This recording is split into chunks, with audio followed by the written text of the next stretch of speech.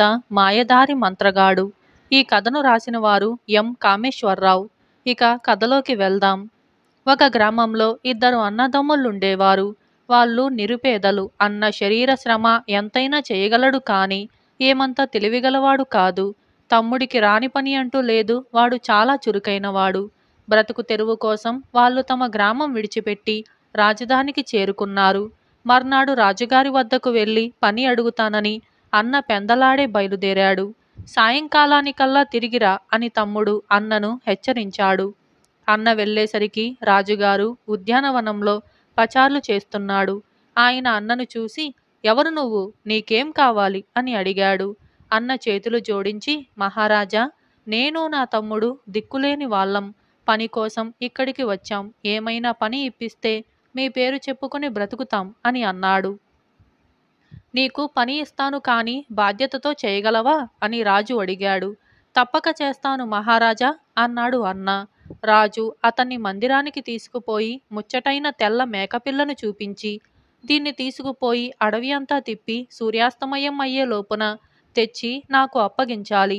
ఒకటి గుర్తుంచుకో, తూర్పున ఉన్న గుట్టను మాత్రం దాటవద్దు. నేను చెప్పినట్టు అక్షరాలా చెయ్యకపోతే తీవ్రంగా శిక్షిస్తాను అని అన్నాడు. అన్నింటికి తల ఆడించి రాజుగారి మేకపిల్లను ఒక చంకన, ఆయన ఇప్పించిన ఆహారం మూటను మరొక చంకన పెట్టుకొని అన్న అడవికి వెళ్ళాడు. అడవిలో దింపగానే మేకపిల్ల పరమానందం చెందినట్టుగా పరుగులు తీసింది. అన్న కూడా దాని వెనకనే పరుగులు తీశాడు. ఇలా పరుగులు తీస్తూ వాళ్ళు అడవిలో చాలా దూరం వెళ్ళిపోయారు. మధ్యాహ్నం వేళ అన్న ఆహారం తింటుంటే వాడితో పాటు మేకపిల్ల కూడా ఆ ఆహారమే తిన్నది. తరువాత వాళ్ళు మళ్ళీ అరణ్యంలో సంచారం ప్రారంభించి అనుకోకుండానే తూర్పున ఉన్న గుట్ట దగ్గరకు చేరారు. ఆ గుట్ట అంతటా పళ్ళ చెట్లున్నాయి. వాటి నిండా పళ్ళున్నాయి. రాజుగారి హెచ్చరిక మరచిపోయి అన్న జిహ్వ చాపల్యం కొద్దీ గుట్ట ఎక్కి చాలా రకాల పళ్ళని కోసుకు తిన్నాడు. వాడు తిన్న తేనె పళ్ళ రసం చేతుల నిండా అంటుకొని వాటిని కడుక్కోవలసి వచ్చింది. సమీపంలో ఎక్కడా కూడా నీరు కనిపించలేదు. కాని అన్నకు సమీపంలో ఒక కుటీరం కనిపించింది. అతను మేకపిల్లను ఎత్తుకొని ఆ కుటీరం కేసి పోబోతూ ఉంటే మేకపిల్ల అరుస్తూ గిలగిలా తన్నుకున్నది. కాని మందబుద్ధి కావటం చేత అతను దాని భావం గ్రహించక కుటీరం వద్దకు వెళ్ళాడు. ఆ కుటీరం ముందు ఒక భయంకరాకారుడు కూర్చొని ఉన్నాడు. వాడి నెత్తి బోడిగా ఉన్నది. కళ్ళు గాజు కళ్ళలాగా ఉన్నాయి. వాడికి జానెడు గడ్డం ఉన్నది. వాడి పక్కన పచ్చిమేక మాంసం ముక్కలు, వాటిని గుచ్చి కాల్చటానికి ఒక ఇనుప ఊచ ఉన్నాయి. వాడు కుంపటి రాజేసే ప్రయత్నంలో ఉన్నాడు. వాడు అన్నను చూసి, రారా కుర్రాడా, కాస్త కుంపటి రాజేసిపో అని అన్నాడు. నేను చీకటి పడే లోపల తిరిగిపోవాలి. నీళ్లు దొరుకుతాయేమోనని వచ్చాను అన్నాడు అన్న. మేకపిల్ల మాత్రం గొంతు చించుకొని అరుస్తూ కాళ్ళు విపరీతంగా తన్నుకుంటుంది. ఆ భయంకరాకారుడు లేచి వచ్చి మేకపిల్ల చెవులు మెలిచి, ఇంకా నీ పొగరు తగ్గలేదటే అని అన్నతో, ఈ మేకపిల్లకు చాలా పొగరు. అది నీ మాట వినదు. దాన్ని ఆ కొట్టంలో పడేసి తలుపు మూసి నువ్వు కుంపటి రాజేయ్. నేను నీకు నీళ్లు తెచ్చి ఇస్తాను అని అన్నకు ఒక కొట్టం చూపించి కుటీరంలోకి వెళ్ళిపోయాడు.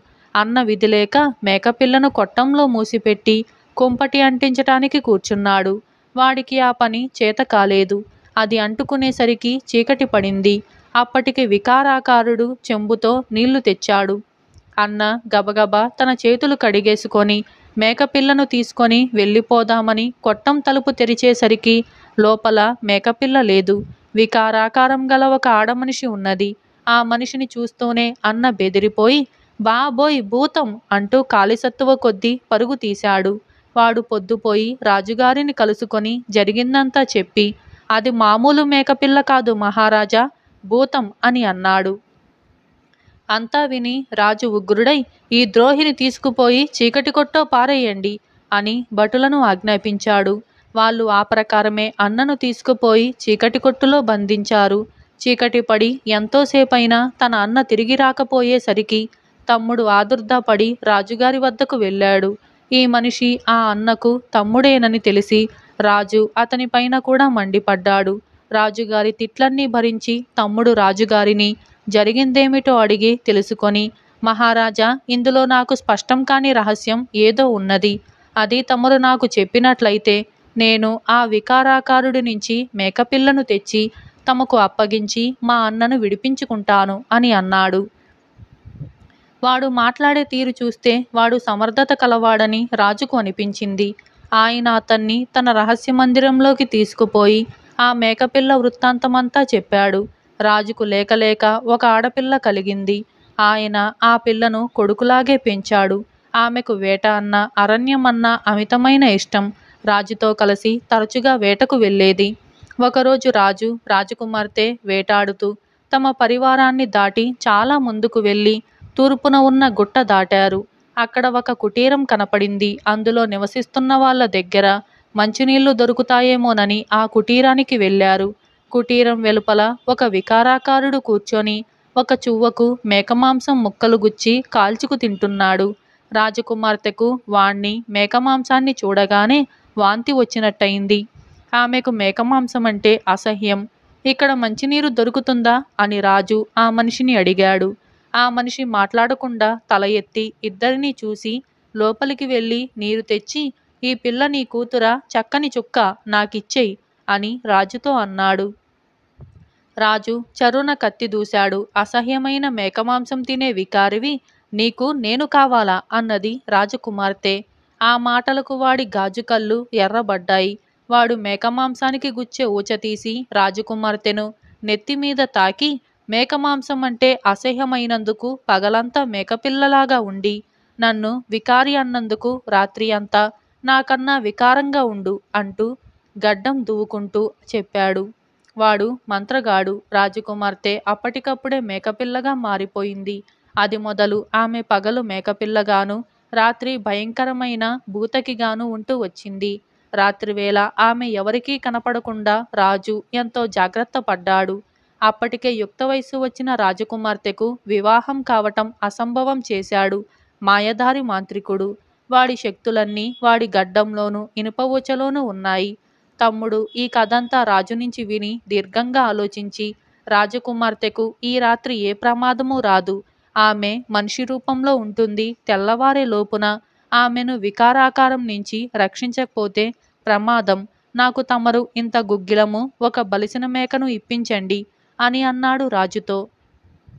రాజు అలాగే చేశాడు. తమ్ముడు వాటిని తీసుకొని ఆ రాత్రే బయలుదేరి తూర్పుగట్టు అవతలికి వెళ్ళాడు. మంత్రగాడు కుటీరం ముందు కూర్చొని ఒక చేత్తో మాంసం కాల్చుతూ రెండో చేత్తో తాగుతూ మహదానందంలో ఉన్నాడు.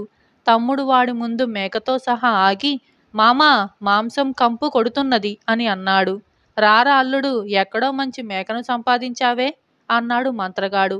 నీకోసమే, నీకు మేకలంటే మహా ఇష్టం కదూ అన్నాడు తమ్ముడు. అయితే ఆలస్యం దేనికి, కొయ్యి, ఈ మాంసం చప్పగా ఉంది, సంకరజాతి మేక కాబోలు అన్నాడు మంత్రగాడు. అదే పొరపాటు, ఏ మేక మాంసమైనా రుచే, నీకు కాల్చటం చేతగాక మార్చేస్తున్నావు, ఇంకా రుచేముంటుంది, నేను కాల్చి చూపిస్తాను చూడు అన్నాడు తమ్ముడు. అయితే నువ్వు కాల్చి చూపించు, నేను కూర్చుంటా అంటూ మంత్రగాడు ఊచను తమ్ముడికిచ్చి తాను ఎడంగా కూర్చున్నాడు. తమ్ముడు ఆ ఊచకు ఒక పచ్చి మాంసం ముక్క గుచ్చి కాల్చసాగాడు. కొద్దిసేపట్లో అది మంచి వాసన కొట్టసాగింది. అల్లుడా, నిజంగా వంట తెలిసిన వాడివి నువ్వు, వాసన అలా ఉండాలి, ఆ ముక్క ఇట్లా పారే అన్నాడు మంత్రగాడు.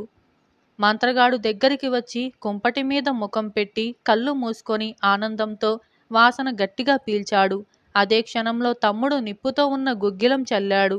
బగ్గున మంటలేచి మంత్రగాడి గడ్డం కాస్త కాలిపోయింది. మరుక్షణం తమ్ముడు వాడి నెత్తిన ఊచతో కొట్టి, మేకగా మారి నీ దారిన నువ్వు పో అని అన్నాడు. వెంటనే మంత్రగాడు మేకపోతుగా మారి అరుచుకుంటూ అరణ్యంలోకి వెళ్ళిపోయాడు. మంత్రగాడి శక్తులు పోగానే రాజకుమార్తెకు మామూలు రూపం వచ్చేసింది. ఆమె అతనికి తన కృతజ్ఞత చెప్పుకుంది. తమ్ముడు మంత్రగాడి ఊచ కుటీరంలో పారేసి కుటీరానికి నిప్పు పెట్టి రాజకుమార్తెను తీసుకొని తెల్లవారే సమయానికి రాజభవనానికి తిరిగి వచ్చాడు. ఎంతో కాలానికి తమ కుమార్తెను యథారూపంలో చూసిన రాజు ఆనంద బాష్పాలు రాల్చాడు.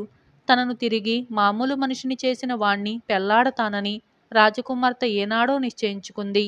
ఆమె కోరిక ప్రకారం రాజు ఆమెను తమ్ముడికిచ్చి పెళ్లి చేసి తన అనంతరం అతనే రాజు అవుతాడని ప్రకటించాడు. అన్న తమ్ముడు వెంటనే ఉండిపోయాడు. ఇలా ఈ కథ సమాప్తమైంది. మా డబ్బుల చెట్టు. ఈ కథను రాసిన వారు దానం అమ్మని. ఇక కథలోకి వెళ్దాం. పాపయ్యకు తండ్రి చిన్నతనంలోనే పోయాడు. అందుచేత కుటుంబం ఆర్థికంగా దెబ్బతిన్నది. పాపయ్య తల్లి పాపయ్య మీదనే ఆశలన్నీ పెట్టుకొని అతన్ని పెంచింది. కానీ ఆమె ఆశలు కూడా నీరుకారిపోయాయి. పాపయ్య తిని తిరిగేవాడు.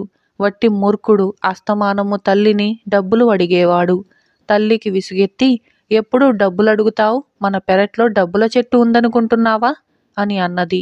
అయితే డబ్బు పాతిపెట్టి డబ్బు చెట్టు మొలిపించి నాకు కావలసిన డబ్బులు నేనే కోసుకుంటాను అని అన్నాడు పాపయ్య. డబ్బు పాతిపెడితే డబ్బు చెట్టు మొలవదురా.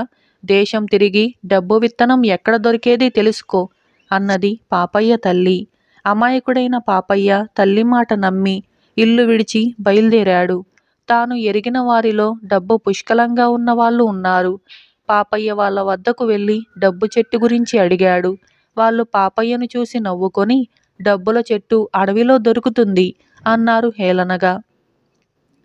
పాపయ్య ఆ మాట నమ్మి అడవికి బయలుదేరాడు. సాయంకాలానికి పాపయ్య అడవికి చేరుకున్నాడు.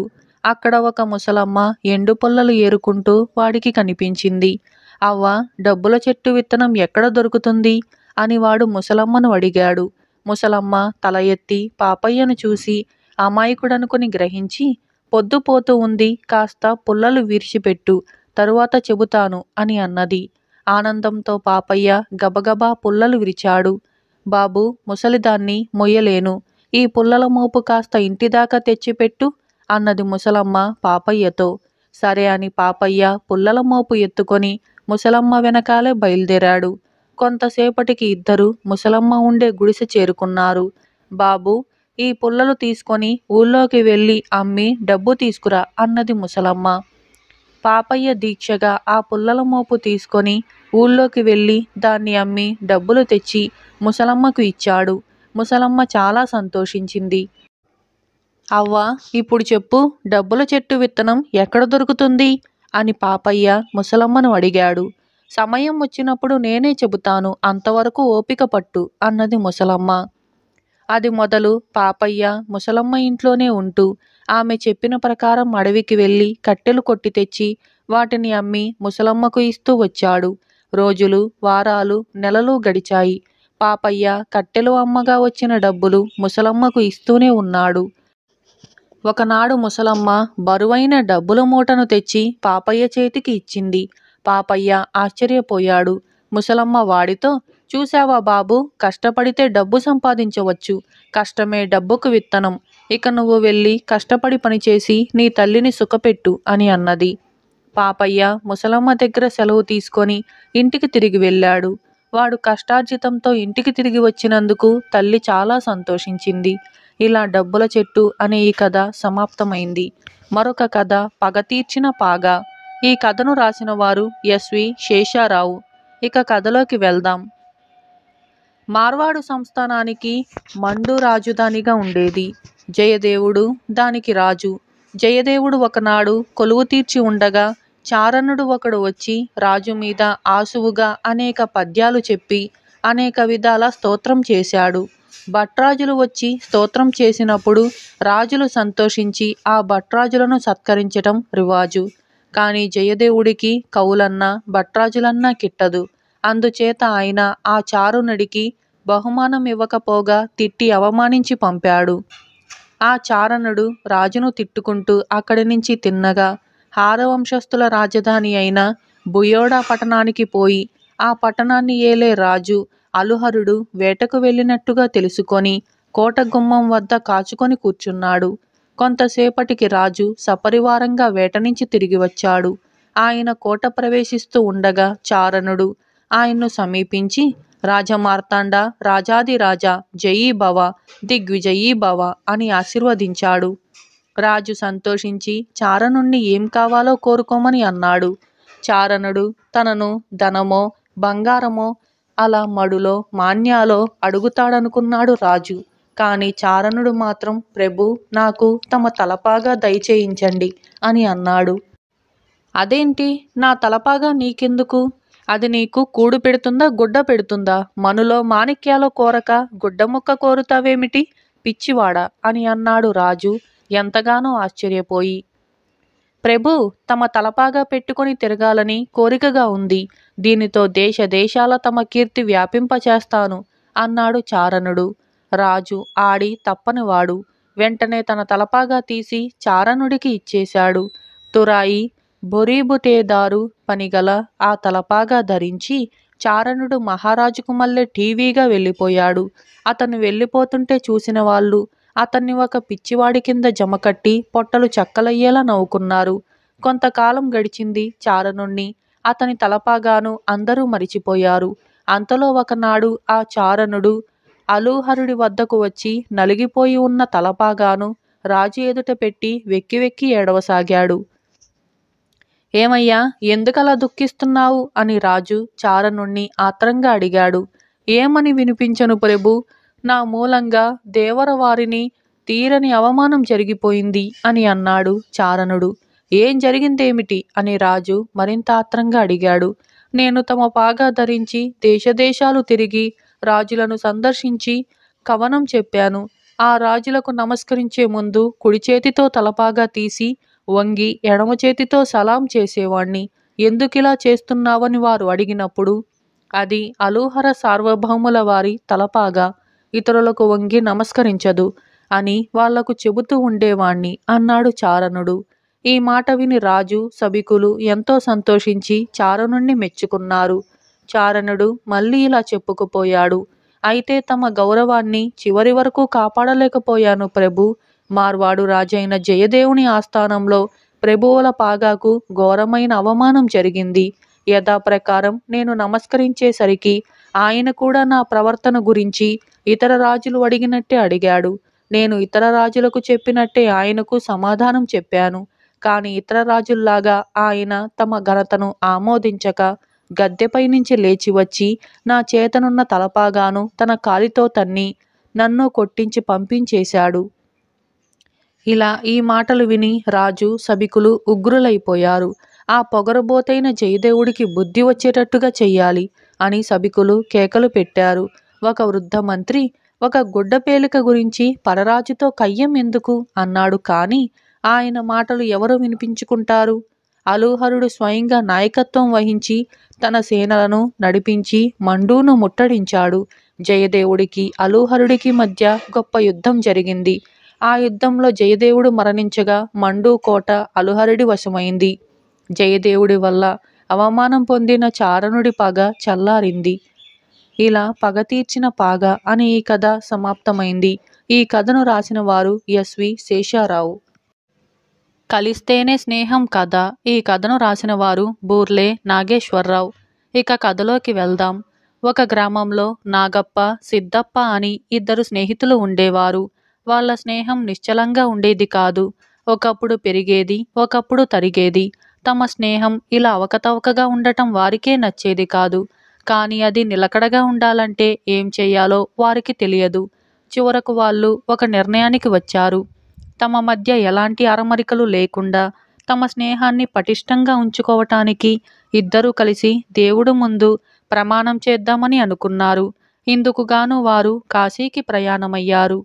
బయలుదేరే ముందు నాగప్ప తన భార్య చేత మినపగారెలు, పులిహోర వండించాడు. అలాగే సిద్ధప్ప తనకిష్టమైన చక్కెర పొంగలి, నేతి రొట్టెలు వండించాడు. ఇద్దరు తమ ఇతర వస్తువులతో పాటు ఆహారం కూడా కట్టుకొని కాశీ ప్రయాణం మీద బయలుదేరారు. వాళ్ళు కబుర్లు చెప్పుకుంటూ సూర్యుడు నడినెత్తి మీదికి వచ్చిన దాకా నడిచి ఏ చెట్టు కిందనో విశ్రాంతి తీసుకున్నారు. ఇద్దరికీ ఆకలి దహించుకుపోతున్నది. అయినా వాళ్ళు తమ ఆహారపు మూటలు విప్పలేదు. సిద్ధప్ప ఏ పచ్చడి అన్నమో తెచ్చి ఉండవచ్చు. వాడికి తన గారెల్లోనూ పెరుగన్నంలోనూ సగం ఎందుకు ఇవ్వాలని నాగప్ప అనుకున్నాడు. నాగప్ప ఏ పెరుగన్నమో తెచ్చి ఉంటాడు. వాడికి తన చక్కెర పొంగలిలో సగం వాటా ఎందుకివ్వాలని సిద్ధప్ప అనుకున్నాడు. డొక్కలు మాడుతున్నప్పటికీ వాళ్ళు తిండి మాట ఎత్తక తిరిగి నడక సాగించి చీకటి పడ్డాక దారి పక్కన ఒక పాడుపడిన గుడి కనిపిస్తే అందులో విశ్రమించారు. కాని ఇద్దరికీ ఆకలితో నిద్ర రాలేదు. రెండోవాడు నిద్రపోగానే తన ఆహారం తాను తినాలని వాళ్ళిద్దరూ ఆలోచించారు. కానీ అది సాధ్యం కాలేదు. ఇద్దరు ఒకరి మీద ఒకరు నిఘా వేసి తెల్లవార్లు మేలుకొని ఉన్నారు. అందుచేత తెల్లవారేసరికి ఇద్దరూ చచ్చు ఏనుగుల్లాగా తయారై నడవలేకపోయారు. నాగప్ప విచారంగా తన గారెల మూటకేసి చూసేసరికి అందులో నుంచి చీమలు బారులు కట్టి వస్తూ ఉండటం అతనికి కనిపించింది. వాటిని చూస్తూనే నాగప్పకు ఒళ్ళుపై తెలియనంత శివం ఎత్తింది. కళ్ళు ఎరిపెక్కాయి, పళ్ళు పటపటా కొరికాడు. ఏం నాగప్ప, ఉన్నట్టుండి అలా రుద్రుడివైపోతున్నావేమి అని సిద్ధప్ప అడిగాడు. చూశావా నా పెళ్ళం ఎంత పని చేసిందో, గారెలతో పాటు చీమలు కూడా పోసి మూట కట్టింది అంటూ నాగప్ప గారెల మూట విప్పాడు. గారెలు పాచికంపు కొడుతున్నాయి. వాటి నిండా చీమల పుట్టలు. నాగప్ప వాటిని దూరంగా పారేస్తూ, పాడుముండా, దాని ఎముకలు విరగ్గొడతా ఉండు అని అన్నాడు. తొందరగా సిద్ధప్ప కూడా తన చక్కెర పొంగలి మూట విప్పి చూశాడు. అందులో కూడా చీమలు చేరాయి. పొంగలి పులిసిన వాసన కొడుతుంది. అది చూసి సిద్ధప్ప, చూశావా నాగప్ప, నా పెళ్ళాం కూడా నన్ను మోసం చేసింది. మనం వెంటనే తిరిగి వెళ్ళి మన ఆడవాళ్లకు బుద్ధి చెప్పాలి అని అన్నాడు. అందుకు నాగప్ప సమ్మతించాడు. ఇద్దరూ తిరిగి తమ ఇళ్లకు ప్రయాణమై ఇంటికి చేరుతూనే తమ పెళ్ళాలను తన్నారు. కానీ వాళ్ళ భార్యలు ఏమీ మాట్లాడకుండా బుద్ధిగా వాళ్ళ భర్తల బుద్ధి తక్కువతనాన్ని సరిగ్గానే అర్థం చేసుకున్నారు. మిత్రులిద్దరూ మరొక మంచి రోజు చూసుకొని కాశీకి ప్రయాణమయ్యారు. ఈ సంగతి నిర్ణయం కాగానే నాగప్ప భార్య సిద్ధప్ప భార్య కలుసుకొని, ఈసారి మనం మన మొగుళ్లకు సరి అయిన బుద్ధి చెప్పి వారి చేత ఈ కాశీ ప్రయాణాలు మాన్పించాలి అని అనుకున్నారు. అందుకేం చేయాలో వాళ్ళు కూడబలుక్కున్నారు. తమ భర్తలు కాశీకి ప్రయాణమయ్యేటప్పుడు వారికి ఆహారం మూటలు కట్టి ఇస్తూ, కాశీ యాత్రికులు దారి పొడుగునా దాన ధర్మాలు చెయ్యాలి, లేకపోతే యాత్ర చేసిన ఫలితం ఉండదు అని తమ భర్తలతో అన్నారు. మిత్రులిద్దరూ మధ్యాహ్నం దాకా నడిచి తిండి తినటానికి ఒక చెట్టు నీడన కూర్చున్నారు. ఈసారి ఇద్దరు బుద్ధిగానే తమ మూటలు విప్పారు. ఇద్దరు మూటల్లోనూ గారెలు ఉన్నాయి. అయినా నాగప్ప తన గారెలు కొన్ని సిద్ధప్పకు ఇచ్చి, సిద్ధప్ప ఇవ్వగా అతని గారెలు తీసుకున్నాడు. సిద్ధప్ప ఇచ్చిన గారె ఒకటి నోట పెట్టుకోగానే నాగప్ప నోరు బగ్గున మండింది. అదే సమయంలో సిద్ధప్ప నాగప్ప ఇచ్చిన గారె కొంచెం తినేసరికి వాంతి అయినంత పని అయింది. సిద్ధప్ప తెచ్చిన గారెల్లో పచ్చిమిరపకాయల కారం అవసరమైన దానికి రెట్టింపు ఉంది, ఉప్పు లేనేలేదు. తన మీది కోపంతో తనకు అలాంటి గారెలు ఇచ్చాడనుకొని నాగప్ప కోపంలో వెనక ముందు చూడకుండా పిడికిలి బిగించి సిద్ధప్పనెత్తిన బలంగా కొట్టి, కారం కారం అంటూ రొప్పటం ప్రారంభించాడు. నాగప్ప ఇచ్చిన గారెల్లో ఉప్పు రెట్టింపుగా ఉన్నదై కానీ కారం ఏమీ లేదు. ఉప్పు కషాయం అని సిద్ధప్ప నాగప్ప మీద విరుచుకుపడ్డాడు. కారం కారం, ఉప్పు కషాయం అని అరుస్తూ ఇద్దరూ కలియబడి తన్నుకోసాగారు. అప్పుడు దారిన పోయే పెద్ద మనిషి ఒకడు వాళ్లను ఆపి, ఎందుకు మీరిలా తన్నుకుంటున్నారు అని అడిగాడు. అయ్యా, మేమిద్దరం ప్రాణ స్నేహితులంగా ఉంటామని దేవుడి ఎదుట ప్రమాణం చేయటానికి కాశీ వెళ్తున్నాం.